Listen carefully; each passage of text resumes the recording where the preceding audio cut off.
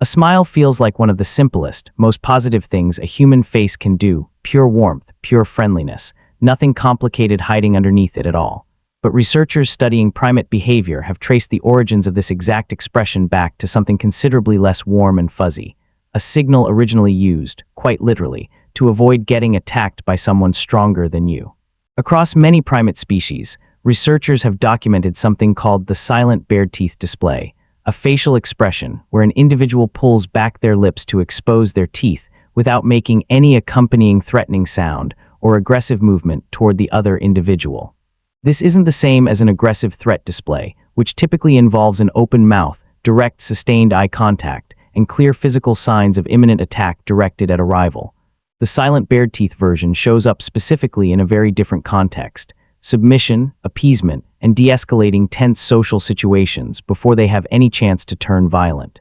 Primatologist Signe Preuschoft conducted detailed comparative research examining this exact expression across multiple primate species, including macaques and chimpanzees, and proposed a direct evolutionary link between this submissive facial display and the modern human smile. Her research compared the underlying facial muscle movements involved in both expressions and found striking structural similarities, suggesting the human smile likely didn't appear out of nowhere, but instead gradually evolved from this much older, originally submissive primate signal. Chimpanzees offer a particularly clear example of this pattern in action, observed repeatedly across wild and captive populations alike. Researchers studying chimpanzee social behavior have documented what's sometimes called the fear grin, a wide, teeth-baring expression displayed by a chimpanzee who feels threatened or subordinate in a tense social situation, often accompanied by submissive body posture, crouching, and avoiding direct eye contact with whichever individual is perceived as dominant in that specific moment. It looks, to an untrained human observer glancing quickly and without any background knowledge, remarkably close to what most people would casually describe as a wide, nervous smile spreading across someone's face. The proposed mechanism behind this shift is sometimes called formidability-reduction, a term researchers use to describe deliberately signaling that you're less dangerous than you might otherwise appear.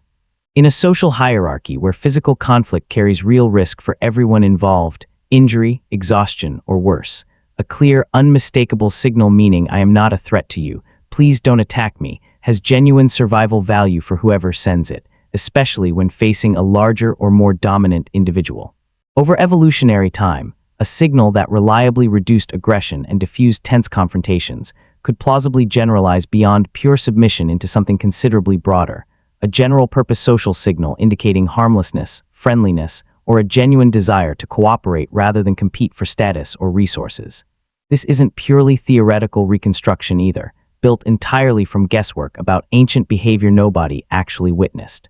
Direct behavioral observations of macaque social groups have documented lower-ranking individuals reliably displaying the silent bared teeth expression, specifically toward higher-ranking group members, consistently reducing the likelihood of an aggressive response from that dominant individual in the process, sometimes preventing a conflict from escalating any further at all. Researchers have recorded this pattern across numerous social interactions over extended observation periods, finding the display functions almost like a predictable, effective social tool, actively used to manage risk within an established hierarchy rather than occurring randomly or without any particular purpose behind it. This evolutionary backstory also helps explain something genuinely strange about humans smiling today. Not all smiles are actually the same expression underneath, even though they can look nearly identical to a casual observer glancing across a room. Researcher Paul Ekman's work identified a specific anatomical marker, now often called the Duchenne marker, involving involuntary contraction of the muscles surrounding the eyes, that reliably distinguishes a genuine, spontaneous smile from a purely voluntary, socially performed one. A polite social smile typically only engages the mouth. A genuine, felt smile engages the eyes too, crinkling the skin at the corners in a way that's remarkably difficult to consciously fake on command, no matter how hard someone deliberately tries. Under this evolutionary framework, that split makes a surprising amount of sense once you think it through carefully. If smiling originally generalized outward from a narrow submission signal into a broader, more flexible social tool over an enormous stretch of time, it would make sense for different specific versions to eventually emerge for different specific social purposes. One for expressing genuine warmth and connection, another for smoothing over a socially awkward moment, another purely diplomatic, deployed strategically to keep an interaction calm and polite regardless of what's actually being felt internally underneath it in that particular moment. Ekman's broader research also found that the basic smile expression is recognized remarkably consistently across dramatically different human cultures, including isolated populations with minimal outside contact and no shared media or storytelling tradition, suggesting smiling functions as something close to a genuine human universal rather than a purely learned cultural custom invented separately, independently, in different places around the world.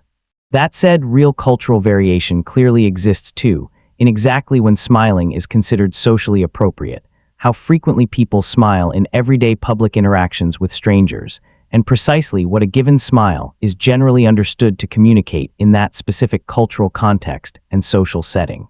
A well-known study by Paul Ekman and Wallace Friesen highlighted exactly this kind of cultural layering directly, using a genuinely clever hidden camera experimental design. Japanese and American participants were shown identical stressful film footage while being secretly recorded without their knowledge. When watching alone, both groups displayed remarkably similar facial reactions of genuine distress, virtually indistinguishable between the two cultural groups. But when an authority figure entered the room partway through the viewing, Japanese participants were considerably more likely to mask that same underlying distress behind a polite, composed smile, while American participants in the same situation tended to show their genuine reaction more openly regardless of who else happened to be present in the room with them. It's worth being honest that this specific evolutionary pathway, from ancient primate submission signal to modern human smile, remains a genuinely difficult claim to prove with total certainty, no matter how compelling the comparative evidence looks at first glance. Facial expressions don't fossilize, so researchers are working almost entirely from comparative behavioral evidence across living primate species, rather than any direct, continuous evolutionary record connecting ancient behavior to modern smiling step by step.